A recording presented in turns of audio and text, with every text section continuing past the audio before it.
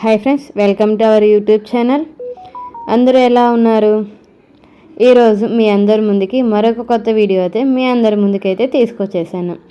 ఈరోజు మన వీడియో వచ్చేసేటప్పటికి ద్వాదశి జ్యోతిర్లింగాల్లో అయిన ఒకటి శ్రీ మల్లికార్జున స్వామి మరియు అలాగే అష్టాదశి శక్తిపీఠాల ఆరోదైన శ్రీ బ్రహ్మరాంబికాదేవి అమ్మవారి గురించి ఈరోజు మనం ఈ వీడియోలో అయితే తెలుసుకుందాం. ప్రాశస్త్యం. మల్లికార్జున స్వామి ఆవిర్భావం. స్కంద పురాణం ప్రకారం గణపతికి గణాధ్యక్ష పదవి లభించినందుకు కలత చెందిన కుమారస్వామి సుబ్రహ్మణ్య స్వామి ఈ పర్వతంపై తపస్సు చేశారు. ఆయన కోరిక మేరకు శివపార్వతులు ఇక్కడ జ్యోతిర్లింగ రూపంలో వెలిశారు. స్వామిని భక్తులు మల్లెపూలతో మల్లిక పూజించడం వలన ఆయనకు మల్లికార్జున స్వామి అనే పేరు వచ్చింది. భ్రమరాంబదేవి ఆవిర్భావం.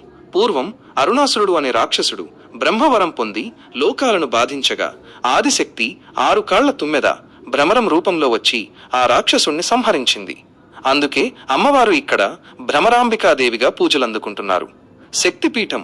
సతీదేవి దేహాన్ని శివుడు మోసుకుపోతున్నప్పుడు ఆమె మెడభాగం గ్రీవం ఇక్కడ పడింది. అందువల్ల ఇది శక్తిపీఠంగా ప్రసిద్ధి చెందింది. ఈ క్షేత్రం కృతయుగం నుండే ఉన్నట్లు పురాణాలు చెబుతున్నాయి.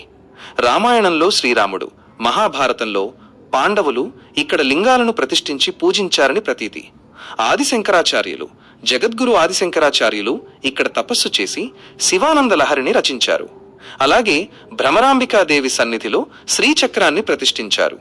పాలకులు శాతవాహనులు, ఇక్ష్వాకులు, పల్లవులు, చాళుక్యులు, కాకతీయులు, విజయనగర రాజులు, ముఖ్యంగా శ్రీకృష్ణదేవరాయలు ఈ ఆలయ అభివృద్ధికి నిర్మాణానికి ఎంతో కృషి చేశారు. స్థానికులైన చెంచు జాతి ప్రజలు మల్లికార్జున స్వామిని తమ అల్లుడిగా భావించి చెంచు మల్లయ్య అని కూడా పిలుస్తారు. ఈ క్షేత్రాన్ని దర్శిస్తే ముక్తి లభిస్తుందని, అందుకే శ్రీశైల శిఖర దర్శనంబు పునర్జన్మ రాహిత్యం అని భక్తులు విశ్వసిస్తారు.